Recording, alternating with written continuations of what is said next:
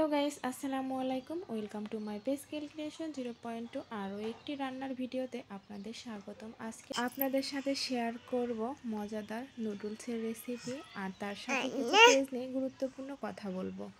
আমরা যারা পেজ নিয়ে কাজ করতেছি তারা এক পর্যায়ে হতাশ হয়ে পড়েছি, বিশেষ করে যারা এখন পর্যন্ত সেটআপ পায়নি। সবাই অনেকটাই আশায় ছিল যে 25 সালের জানুয়ারিতেই হয়তো বা সেটআপটা পেয়ে যাবে, কিন্তু এখনও সেটআপ পাচ্ছে না অনেকেই।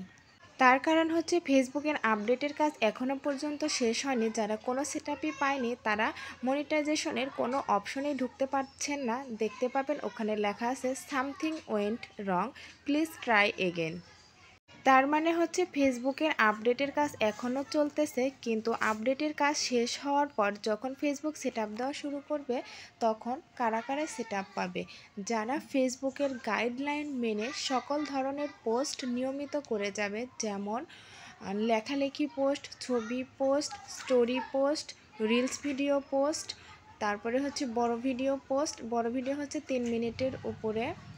আর এর সাথে সবথেকে বেশি গুরুত্বপূর্ণ সেটা হচ্ছে লাইভ। সবগুলো পোস্ট নিয়মিত করে যেতে হবে এবং পেজের রিচ এঙ্গেজমেন্ট ভালো থাকতে হবে। তাহলে যখনই ফেসবুক সেটআপ দেওয়া শুরু করবে, যদি সবগুলো নিয়ম মেনে আপনি কাজ করে থাকেন তাহলে কিন্তু খুব সহজেই আপনি সেটআপটা পেয়ে যাবেন। আর যদি পেজে কোনো ধরনের ইস্যু থাকে তাহলে কিন্তু আপনি কোনোভাবেই সেটআপটা পাবেন না। তাই সেটআপ পাওয়ার আগে পেজটাকে ক্লিন করুন এবং নিয়মিত সবগুলো পোস্ট করতে থাকুন। ইনশাআল্লাহ সেটআপ পেয়ে যাবেন। অনেকেই হয়তো ভাবতেছেন 25 সালে সেটআপ দেওয়ার কথা, কিন্তু দিচ্ছে না কেন, হতাশ হয়ে কাজ ছেড়ে দিচ্ছেন। কোনোভাবেই হতাশ হওয়া যাবে না। যেভাবে কাজ করে যাচ্ছেন ওইভাবেই কাজ করে যেতে হবে। ফেসবুকের আপডেটের কাজ শেষ হলে এবং আপনার পেজটা যদি সেটআপ পাওয়ার উপযুক্ত হয়ে থাকে তাহলে কিন্তু আপনি অবশ্যই পেজে সেটআপ পাবেন এবং সবার মতো আপনিও কিন্তু পেজ থেকে ইনকাম করতে পারবেন। তো আপনাদের সাথে কথা বলতে বলতেই দেখুন আমার হচ্ছে নুডলসটা প্রায় হয়ে এসেছে। আমি হচ্ছে একটু সস দেব, কারণ হচ্ছে সস দিলে আমার নুডলসটা খেতে বেশি ভালো লাগে।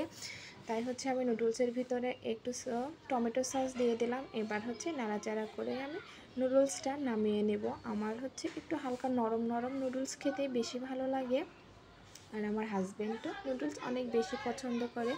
তাই হচ্ছে আজকে বিকেলের নাস্তা হিসেবে নুডলস করেছিলাম।